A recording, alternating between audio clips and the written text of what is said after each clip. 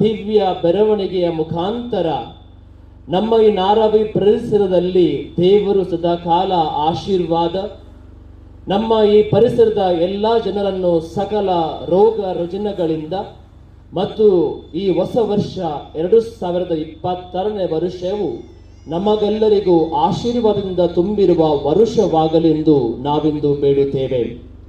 ಪ್ರಭು ಯೇಸು ಕ್ರಿಸ್ತರು ಇಂದು ನಮ್ಮ ಈ ಪರಿಸರದ ಬೀದಿಗಳಲ್ಲಿ ನಾವು ಕೊಂಡೊಯ್ಯುವಾಗ ಈ ಪರಿಸರದ ಪ್ರತಿಯೊಬ್ಬರಿಗೂ ದೇವರ ಆಶೀರ್ವಾದವನ್ನು ಬೇಡುವ. ಪ್ರೀತಿಯ ಸಹೋದರ ಸಹೋದರಿಯರೇ, ನಾವು ಪರಮ ಪ್ರಸಾದದ ಈ ಭವ್ಯ ಮೆರವಣಿಗೆ ಮಾಡುವಾಗ ಈ ಪರಮ ಪ್ರಸಾದದ ನಾವು ಮಹತ್ವವನ್ನು ತಿಳಿದುಕೊಳ್ಳುವಂತಹ ಪ್ರಯತ್ನವನ್ನು ನಾವು ಮಾಡಬೇಕು. ಪರಮ ಪ್ರಸಾದವೆಂದರೆ ಏನು? ಪರಮ ಪ್ರಸಾದ ಮುಖಾಂತರ ನಮಗಾಗುವ ಬದಲಾವಣೆಗಳು ಮತ್ತು ಪರಮ ಪ್ರಸಾದದ ಮುಖಾಂತರ ನಡೆದ ಪವಾಡಗಳು ನಮ್ಮ ಜೀವನದಲ್ಲಿ ನಿಜವಾಗಿಯೂ ಹೊಸ ಜೀವನದ ಬುಗ್ಗೆಯನ್ನು ತರಬೇಕು. So let us see the importance of the Eucharist. ಪರಮ ಪ್ರಸಾದದ ಮಹತ್ವವನ್ನು ತಿಳಿದುಕೊಳ್ಳುವ ಮುಖಾಂತರ ನಾವೆಲ್ಲರೂ ದೇವರನ್ನು ಪ್ರೀತಿಸುವ ವ್ಯಕ್ತಿಗಳಾಗಬೇಕು. ಚೀನಾ ದೇಶದಲ್ಲಿ ಒಬ್ಬ ಮಹಾ ಧರ್ಮಾಧ್ಯಕ್ಷರಿಗೆ ಅವರ ಹೆಸರು ಡೊಮಿನಿಕ್ ತಾಂಗ್.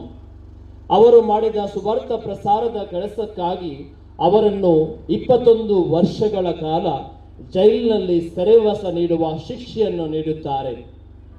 ಈ ಧರ್ಮಾಧ್ಯಕ್ಷರಾದ ಡೊಮಿನಿಕ್ ತಾಂಗ್ ಅವರು ತಮ್ಮ ಸೆರೆಮನೆಯ ವಾಸ ಹೇಗೆಂದು ವಿವರಿಸುತ್ತಾರೆ.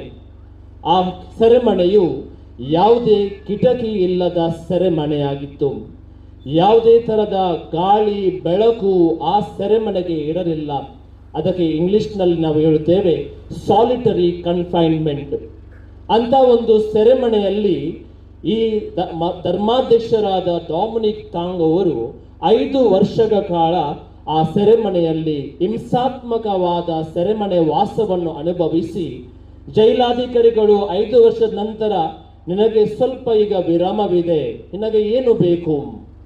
ಬಿಸಿ ನೀರಿನ ಸ್ನಾನ ಮಾಡಬೇಕೆ, ಅಥವಾ ಹೂದೋಟದಲ್ಲಿ ನಡೆಯಲು ಅವಕಾಶ ಬೇಕೆ, ಅಥವಾ ಕುಟುಂಬದವರನ್ನು ಸಂದರ್ಶಿಸುವ ಸಮಯ ಬೇಕೆ ಎಂದು ಕೇಳಿದಾಗ ಆ ಧರ್ಮಾಧ್ಯಕ್ಷರಾದ ಡೊಮಿನಿಕ್ ತಾಂಗ್ ಅವರು ಹೇಳಿದರು, ನನಗೆ ಪ್ರಪ್ರಥಮವಾಗಿ ದಿವ್ಯ ಬಲಿಪೂಜೆಯನ್ನು ಅರ್ಪಿಸಬೇಕು ಹಾಗೂ ಪರಮ ಪ್ರಸಾದವನ್ನು ಸ್ವೀಕರಿಸಬೇಕು.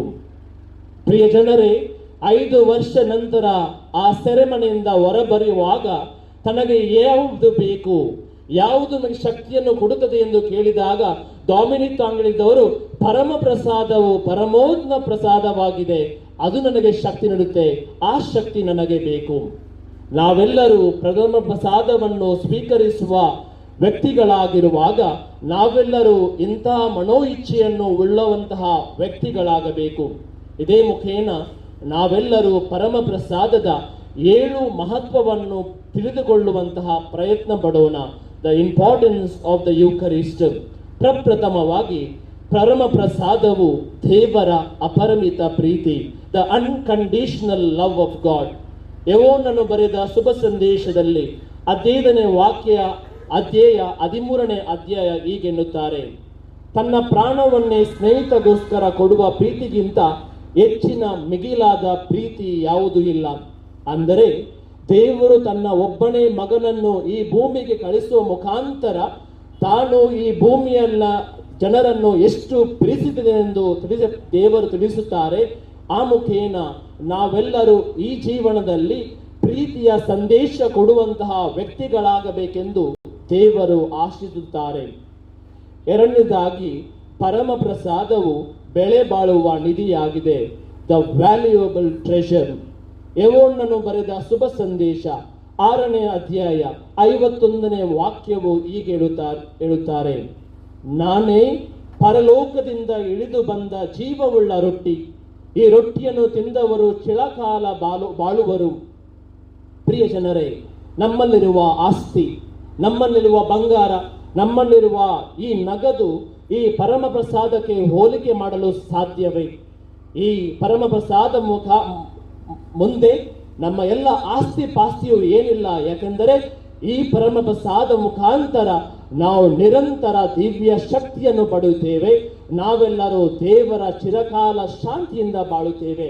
ಅದಕ್ಕೋಸ್ಕರ ನಾವು ಹೇಳ್ತೇವೆ, ಪರಮ ಪ್ರಸಾದವು ಬೆಳೆ ಬಾಳುವ ಒಂದು ನಿಧಿಯಾಗಿದೆ, ಒಂದು ಟ್ರೆಷರ್ ಆಗಿದೆ. ಮೂರನೇದಾಗಿ, ಪರಮ ಪ್ರಸಾದವು ಅಳಿಯದ ಅನುಬಂಧವಾಗಿದೆ, ಪರ್ಮನೆಂಟ್ ರಿಲೇಶನ್ಶಿಪ್ ವಿತ್ ಗಾಡ್. ಯೋಹನ್ನನು ಬರೆದ ಶುಭ ಸಂದೇಶ 6ನೇ ಅಧ್ಯಾಯ 56ನೇ ವಾಕ್ಯ ಹೀಗೆ ಹೇಳುತ್ತದೆ, ನನ್ನ ಮಾಂಸವನ್ನು ತಿಂದು ನನ್ನ ರಕ್ತವನ್ನು ಕುಡಿಯುತ್ತಾರೆ, ಅವರು ನನ್ನಲ್ಲಿ ನೆಲೆಸಿರುತ್ತಾರೆ. ನಾವು ಪ್ರತಿದಿನ ಬಲಿಪೂಜೆ, ಪ್ರತಿ ಭಾನುವಾರ ಬಲಿಪೂಜೆಯನ್ನು ಅರ್ಪಿಸುವಾಗ, ನಾವು ದೇವರ ಪರಮ ಪ್ರಸಾದವನ್ನು ಸ್ವೀಕರಿಸುವಾಗ ಅಲ್ಲೊಂದು ಬದಲಾವಣೆ ಆಗುತ್ತೆ. ಯಾವುದು ಬದಲಾವಣೆ? ಅಲ್ಲಿ ದೇವರು ನಮ್ಮೊಳಗೆ ನೆಲೆಸುತ್ತಾರೆ, ಕ್ರಿಸ್ತರಲ್ಲಿ ನಾವು ಐಕ್ಯರಾಗುತ್ತೇವೆ. ಇದೇ ಮುಖಾಂತರ ನಿರಂತರವಾಗಿ ದೇವರಲ್ಲಿ ಐಕ್ಯರಾಗುವ ವ್ಯಕ್ತಿಗಳು ನಾವಾಗಬೇಕು. ನಾಲ್ಕನೇದಾಗಿ, ಪರಮ ಪ್ರಸಾದವು ಪವಾಡಗಳ ಅನುಬಂಧವಾಗಿದೆ. ನಾವೆಲ್ಲರೂ ಪರಮ ಪ್ರಸಾದ ಮುಖಾಂತರ ಎಷ್ಟು ಪವಾಡಗಳು ನಡೆದಿವೆ ಎಂದು ಕೇಳಿದರೆ, ಲಕ್ಷಾಂತರ ಪವಾಡಗಳು ಪರಮ ಪ್ರಸಾದ ಮುಖಾಂತರ ನಡೆದಿದೆ. ಯಾಕೆಂದರೆ ಅಲ್ಲೊಂದು ದಿವ್ಯ ಶಕ್ತಿಯಾಗಿದೆ. ಬೆನ್ನಿ ಹಿನ್ ಪ್ರೊಟೆಸ್ಟೆಂಟ್ ಪ್ರತಿಪಾದಕರು ಇರುತ್ತಾರೆ, ಇವತ್ತು ಕ್ರೈಸ್ತ ಧರ್ಮದಲ್ಲಿ, ಕಥೋಲಿಕ ಧರ್ಮ ಕ್ಷೇತ್ರದಲ್ಲಿ ಹಲವಾರು ಪವಾಡಗಳು ನಡೆಯುತ್ತಿದ್ದಾದರೆ ಅದಕ್ಕೆ ಕಾರಣವು ಪರಮ ಪ್ರಸಾದವು. ಯೇಸು ಕ್ರಿಸ್ತರು ತಮ್ಮ ಜೀವನದಲ್ಲಿ ನಡೆದಾಡಿಕೊಳ್ಳುವಾಗ ಯಾರನ್ನು ಮುಟ್ಟಿದರೂ ಅವರು ತಮ್ಮ ರೋಗ ರುಜಿನಿಂದ ಗುಣವನ್ನು ಹೊಂದಿದವರು, ಯಾರು ಸಾಯದಿದ್ದರೂ ಅವರನ್ನು ಜೀವಕ್ಕೆ ಒಯ್ಯುತ್ತಿದ್ದರು. ಅಂತಹ ಪರಮ ಪ್ರಸಾದದ ಶಕ್ತಿಯು ಈ ಪರಮ ಪ್ರಸಾದದಲ್ಲಿದೆ. ಆ ಪರಮ ಪ್ರಸಾದ ಮುಖಾಂತರ ಹಲವಾರು ಪವಾಡಗಳು ನಡೆಯುವ ಅನುಬಂಧವು ಅದು ಆಗಿದೆ. ಐದನೇದಾಗಿ, ಪರಮ ಪ್ರಸಾದವು ಅತ್ಯುತ್ತಮ ಉಡುಗೊರೆ, ಅ ಪ್ರೇಷಿಯಸ್ ಗಿಫ್ಟ್. ಲೂಕನು ಬರೆದ ಶುಭ ಸಂದೇಶ 22ನೇ ಅಧ್ಯಾಯ 19 ಮತ್ತು 20ನೇ ವಾಕ್ಯವು ಈ ರೀತಿ ಹೇಳುತ್ತೆ, ಇದು ನಿಮಗಾಗಿ ಒಪ್ಪಿಸಲಾಗುವ ನನ್ನ ಶರೀರ, ಹಾಗೂ ಈ ಪಾತ್ರೆಯು ನಿಮಗಾಗಿ ಸುರಿಸಲಾಗುವ ನನ್ನ ರಕ್ತದಿಂದ ಮುದ್ರಿತವಾದ ಹೊಸ ಒಡಂಬಡಿಕೆ. ನಾವು ಯಾರಿಗೆ ಉಡುಗೊರೆ ಕೊಡುತ್ತೇವೆ? ನಾವು ಪರರಿಗೆ ಯಾಕಾಗಿ ಉಡುಗೊರೆ ಕೊಡುತ್ತೇವೆ? ಅದು ನೆನಪಿಗೋಸ್ಕರ. ಒಬ್ಬ ವ್ಯಕ್ತಿಯನ್ನು ನೆನಪಿಗೋಸ್ಕರ ಇಡ್ಲಿಕ್ಕೆ ನಾವು ಉಡುಗೊರೆಯನ್ನು ಕೊಡುವಾಗ, ದೇವರು ಯೇಸು ಕ್ರಿಸ್ತನೇ ಈ ಲೋಕಕ್ಕೆ ಉಡುಗೊರೆ ನೀಡಿದರು. ಹಾಗೂ ಯೇಸು ಕ್ರಿಸ್ತರು ಈ ಪರಮ ಪ್ರಸಾದವನ್ನು ನಮಗೆಲ್ಲರಿಗೂ ಇತ್ತು. ಅತ್ಯುತ್ತಮವಾದ ಉಡುಗೊರೆಯನ್ನು ದೇವರು ನಮಗಿದ್ದಾರೆ. ಅದನ್ನು ಈ ಪರಮ ಪ್ರಸಾದವು ಒಳಗೊಂಡಿದೆ. ಆರನೇದಾಗಿ, ಪರಮ ಪ್ರಸಾದವು